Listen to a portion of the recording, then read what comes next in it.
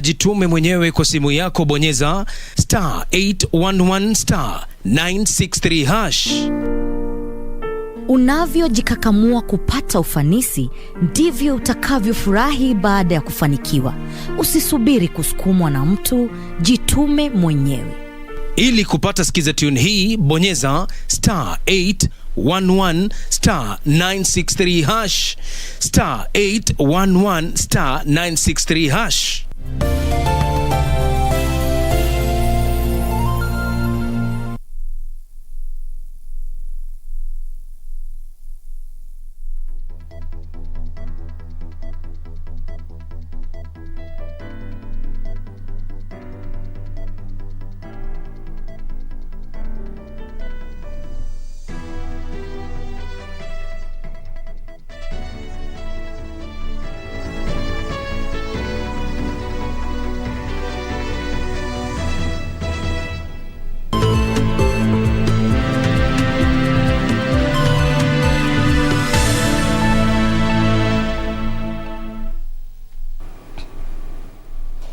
Good afternoon, this is Lunchtime News. My name is Jacky Wambiru. Our sign language interpreter is Ann Wangeshi. While we have a comprehensive bulletin lined up this afternoon, and to kick us off, we cross over to Laikipia County in Olmoran, where just today, after Interior Cabinet Secretary Fred Matiang'i gazetted a new sub-county in the disturbed area of Laikipia West to ease administration and security logistics as the government battles bandits in the area, and further announced the establishment of a commando training college in Olmoran to stamp a police presence and a sustained operation to restore peace.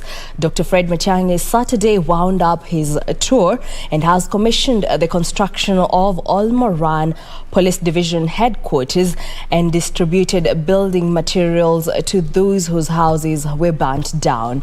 Now, our reporter JJ Carrier is on the ground and will give us more details. JJ, take it away.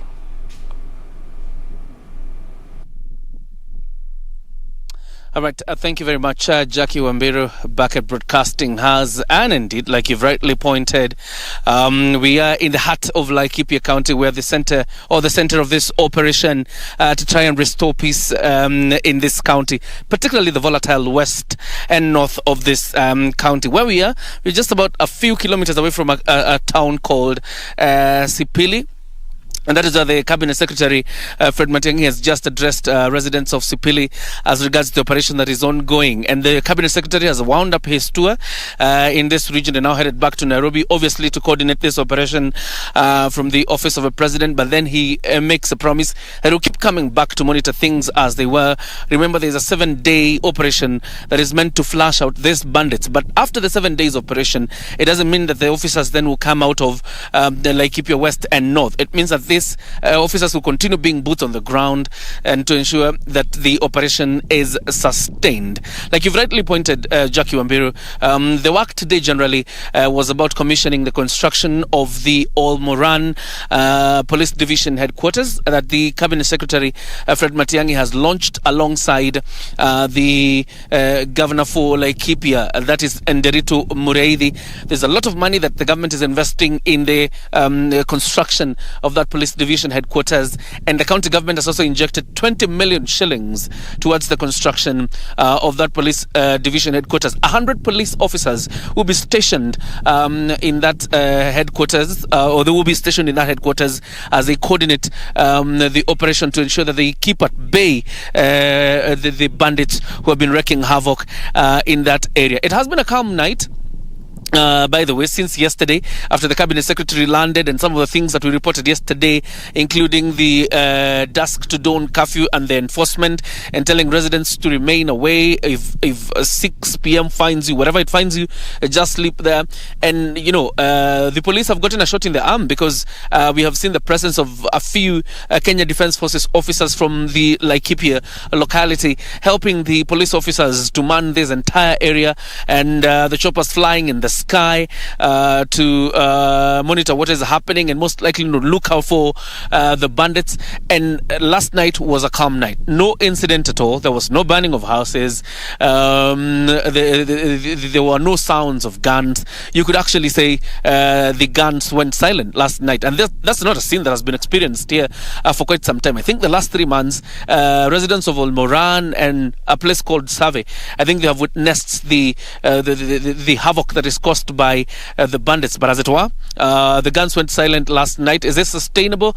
Obviously, that is why the police officers are patrolling that same area. The Cabinet Secretary for Interior has also ordered for the reopening of schools, secondary and primary, on Monday, and has assured residents of these areas that security will be ably provided for students as well as teachers. And that means then after schools close at 4:30 p.m., that is either secondary or primary, the officers around this area will also escort those students and their teachers to their living places. That is before 6 p.m.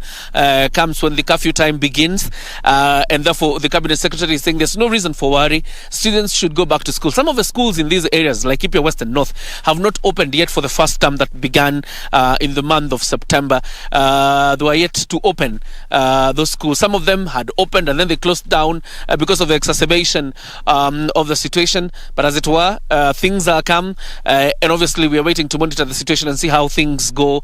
But schools are scheduled to reopen on Monday according to the order by Interior Cabinet Secretary Fred Matiang'i. Those who had their houses burnt down by the bandits have been given construction material by the government as well as the county government and other well-wishers, and therefore from where we left some constructions ongoing to rehabilitate them back, to the community or to places where they were living before this skirmishes happened. To some of them who are displaced, and as the government reconstructs their houses, they have also been given food stuff by the government, and that is what the Cabinet Secretary largely was doing for the better part of this morning. And so there's not so much to report about, as it were.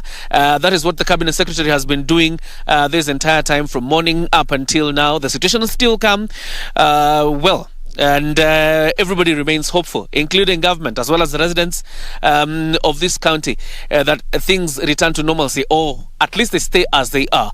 But like we reported yesterday, boots on the ground every day until these bandits are out. And even once they are out, boots will still be on the ground to ensure they never come back. So that's just it. Jacky Wambiru, I'll hand it back to you so that we continue with the rest of the coverage of Laikipia County. Jacky.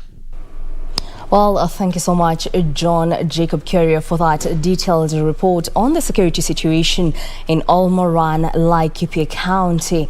Now, in other news, residents of Shantabak area of Lagdera sub-county in Garissa County are calling on the government to step up efforts to cushion them against adverse effects of the ongoing drought. The residents say that despite ongoing efforts to ensure water reaches them in the interior parts of the county, lack of pasture still remains a challenge as they continue to lose livestock. Shantabak Village, Garissa County. Here, everyone is constantly on the move in search of pasture and a prized resource, water. One might think that the ongoing drought is headquartered here. Carcasses of livestock who lost will to survive are some of evidences of how bad things are here. Sisi kama Wasomali ambayo wanaishi hapa, tegemeo yetu ilikuwa hiyo ng'ombe na hiyo mbuzi na pia maziwa na nyama. Hizo yote sasa zimepotea, hazipatikani. Residents here are part of a group of 2 million people spread across 10 counties who are worst hit by the national disaster. Known as the sheep of the desert, camels are the ones strong enough to withstand constant perilous journeys in search of water. Ukiangalia pandi na pandi kuna msongo kadhaa. Msongo ziko mingi ya mbuzi na ng'ombe, zingine zinakufia njiani wakati zinakuja kujaribu kutafuta maji. Lakini saa hii maisha imekuwa ngumu kidogo, na tumeona mbuzi tupelekea gari ya watabusa maji. Locals here hope that the ongoing mitigation efforts can be tripled here to save them from this extreme. When you address the water, you are missing another component. You are missing pasture. You are missing veterinary services. So with lack of pasture, when animals are underfed, a lot of diseases creep in. And that's now what you are suffering from. Those of this also affects the animals, the community themselves. So we are intending to intensify that we provide not only water, quality water to the people of these 3 constituencies in which we are working. The severity of the drought currently ravaging parts of the country is clearly evident in this part of Garissa County, with the area residents calling on the government to step up efforts geared towards cushioning them against further loss. Nancy Okware, Lunchtime News from Garissa County. Meanwhile, Kenya Medical Training College and County Government of Busia have signed a memorandum of understanding aimed at expanding college training opportunities for students in Busia. KMTC CEO Michael Kipto said the facility will serve many people and help the county acquire qualified and competent health workers. KMTC Chief Executive Officer Kipto says the institution will offer nursing and clinical medicine courses beginning early next year at the Teso North campus to enable quality healthcare education. Course ya nursing, clinical medicine, tutafanya lolote linalohitajika tuhakikishe mwezi wa 3 mwaka ujao. An equipped laboratory as well as a new library have been constructed at the institution. Fanya niwezekano ili tuanze ku-equip the skills laboratory kuanzia November. Pia library tutahakikisha ya kuwa furniture yote mheshimiwa atafanya, tutafanya kama KMTC headquarters. Teso North MP Oku Kaunya noted that the facility, which was constructed at a cost of 108 million shillings, will be a great medical boost in the region. CEO, this construction, as the chairman CDF indicated, has cost about 100 million shillings. That is this construction. The land cost about 8 million shillings. Yusuf Hilo, Lunchtime News. The National Land Commission, in conjunction with the county government of Kilifi, have embarked on the collection of claims of historical land injustices in the county. The exercise is expected to culminate in the formation of long-lasting solutions to the decades-old problem. Land Commission and the Lands Department conducted sensitization meetings at the ward level in Kilifi County, where the aggrieved persons were given a chance to fill claim forms. Viongozi wa kila ngazi tuhakikishe kwamba watu wetu wanajaza hizi forms ili kwamba sheria na utangamano vipatikane. The county government of Kilifi decided to go around to reach out to all its people in all its wards, 35 wards, so that wananchi can be able to make their claims before the end of the exercise. The victims say it shouldn't have taken the government this long to listen to them. Mashamba yamechukuliwa na magwenyenye kutoka sehemu ambazo sisi hatuzijui. Wanakuja na title deed kutoka Nairobi. Wanakuja na masavea kutoka Nairobi. Waonyeshe mashamba yao ambao hawayajui. Bado wana title deed. Wakaandika mashamba ambayo wameoverlap mashamba ya watu. Mtu atakayekwenda pale asema hili shamba ni langu, plot number fulani, wakatukua wakaenda ujumbe akabeba hata mamake babake akamtia ndani hapo. They say many commissions have been established to address the land question, but none has been able to effectively address the matter. Sijui nini ndungu report kila kitu, na hizo zote zilikuwa ni tume kutoka kwa serikali. Walifanya kazi nzuri na haikushughulikiwa. Kwa hivyo hata hii nayo sitaki nipeleke mpaka mwisho kwa muda huu, lakini natama ya kwamba niko na imani na hii tume nusu, kwa sababu mfano tuliopata mwanzo haukuridhisha Wakenya. Kumekuja ma commissioners mbalimbali, wamekuja huku, wakaja wale.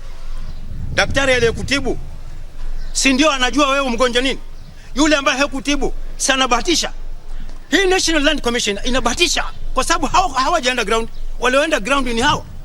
Area residents felt the sensitization meetings and collection of the claims should have been conducted in the disputed parcels of land. Haiwezekani eti sisi watu wa pwani tu hatuna mashamba huku na sisi ni wazaliwa wa huku. Haiwezekani. Sisi ni wenyeji wa huku, tunataka haki yetu. Kama wangelikuwa wanakuja hapa kutoka Nairobi, wakaharibu wakati wao, maana wamekuja karibu waende mashambani. Waangalie shamba kwa shamba, kuna jirani. Hii shida ingetatuliwa. Lakini hii ya kuja hapa na kusema na watu ndani ya nyumba, hakuna kitu kinafanyika. The locals want all illegally allocated parcel to be given back to their rightful owners. Wakija wanakuja kuandika watu majina registration, lakini hawapimi. Utachukua mfano kama mimi, kipande cha ardhi ni kama 11 acres. Nikapa letter of offer ya 1999 ya eka 2. Halafu ile ground yote inauzwa ofisini, mtu anakunya title deed. Lakini tunkuwa tuateswa, total deed hatupati, na kila mmoja saa hii ni escota, miaka nenda, miaka rudi kutoka baba, hata mimi niwe ni escota. Hiyo haitawezekana. Victims will submit their claims to the National Land Commission before September 21st, 2021. Timothy Kipnoso for Lunchtime News. On that note, we'll take a short break. We'll be back with more news.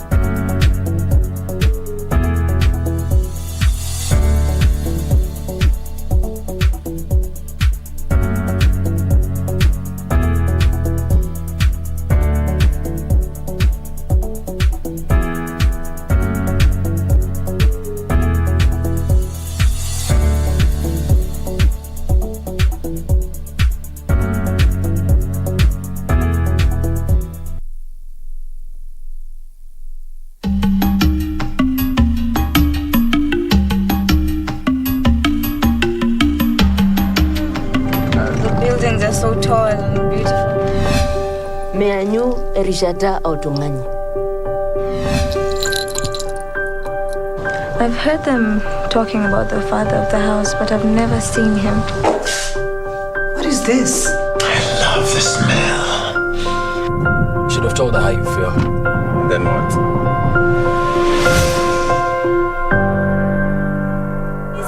It's the fresh homemade busted my face. I'm in Versace, cover my face. Have this flower on an expressive vase. A number in my phone, saved like Mace.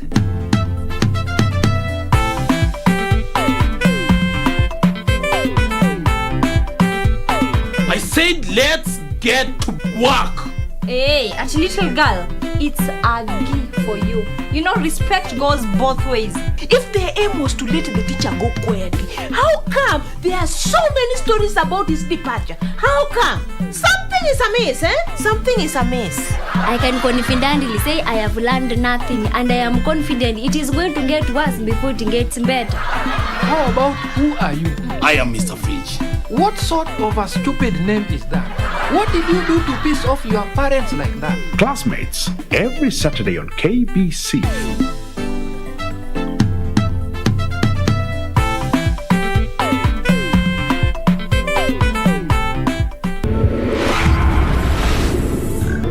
Emperor Yingzong ascended the throne at a young age. Empress Mother Sun attended to state affairs. You've got an opportunity to be the emperor. I'm willing to help you take the throne. Are you in or are you not?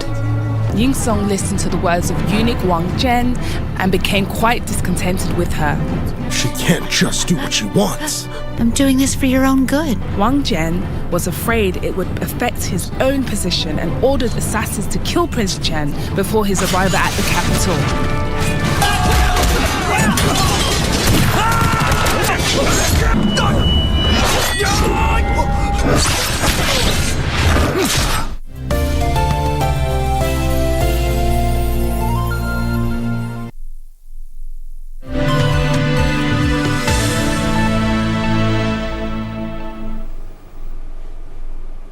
Welcome back. Now let's proceed.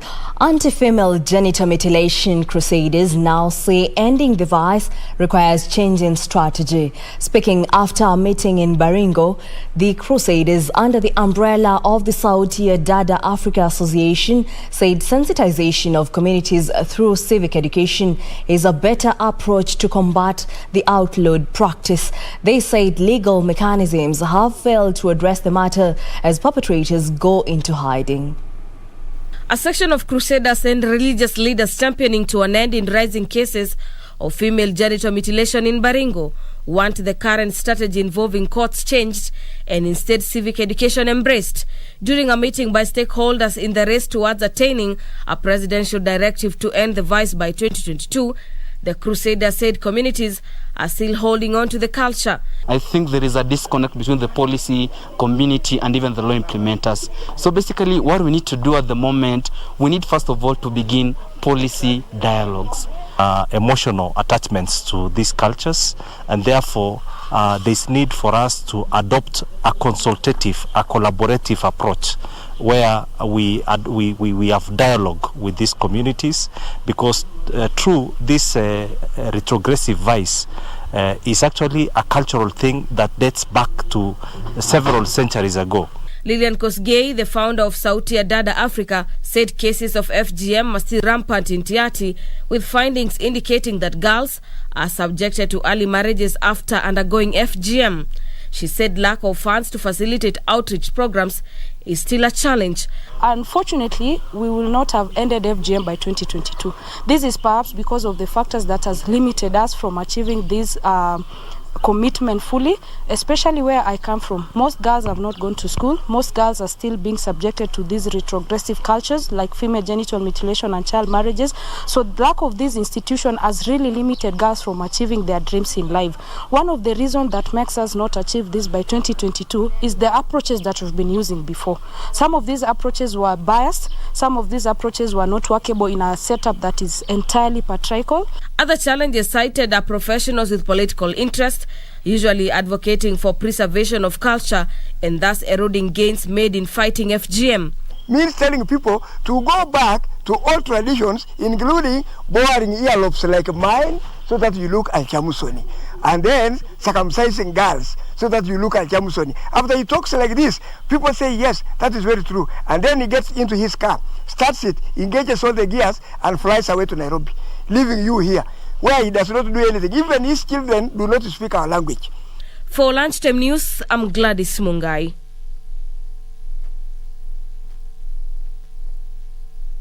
Now, family in Kiambu County is appealing to well-wishers to help them raise some 700,000 shillings to clear an outstanding medical bill at the Kenyatta National Hospital. Pius Njure, a boda operator, was knocked down by a speeding vehicle along the southern bypass and sustained head injuries, which led to paralysis. Eunice Njue is distraught and is running out of financial options to save the life of her husband. The mother of three says Pius Njue, the family's breadwinner, is paralyzed after he was involved in an accident. Kiana Barozi, hapo ndipo mwenye gari alimtoka nyuma, mzee wangu akiwa mbele na customer, na akakuja kumovertake na kumgonga, na hapo akaanguka, na nilisikia alitaka kutoroka, lakini hapo kulikuwa na watu, kwa hivyo hakuweza kutoroka. Wakamchukua, polisi wakakuja, wakamchukua na akapelekwa Neema Hospital. Na kutoka Neema akaenda akahudumiwa, alafu akatransferiwa Kenyatta Hospital. Maybe vile ataendelea na matibabu, tena kutoka hapo akifunikwa kichwa, maybe ndo side yake ya right itaweza kuamka. Sahi mnamuona hapa, haezi jiamsha, haezi jikulisha. Hiyo ni kazi yenye mimi nafanya. Kuna kitu anajifanyia kwa sahi, hakuna kitu anaweza jifanyia. Juu hata wakati yako na homa, hawezi jitoa makamasi. So ni mimi ni mtu wa makamasi. Wakati hata akakuwa nikimpatia chakula tazimwagikie huku, yeye haezi jipanguza. So ni mimi niko na yeye hapa, nikimfanyia kila kitu. Eunice says though her husband was discharged from hospital, The family still needs to settle a medical bill amounting to 700,000 shillings, though the amount is likely to go up. Bili yake ilikuwa 650. So alikaa pale tena kwa miezi ingine moja tukitafuta pesa. Lakini kwa bahati tu yake Mwenyezi Mungu tukabahatika kulipa 150 na akaweza kutoka, tukatoka na deni. Sasa nikaambiwa kwa deni yake nitakuwa nalipa per month 5,000. Zile zenye hazijaipatikana hata leo. Pius Njue is said to have been on his normal daily routine when tragedy struck. Mashinda ni mengi hapo. Haya, yeye namfunga pampers. Kupata pampers zake inakuwa ni shida, kwa usaidizi tu. Angaliwe arudi hospitalini na aweze kutibiwa. Financial donations can be sent to 0729852183.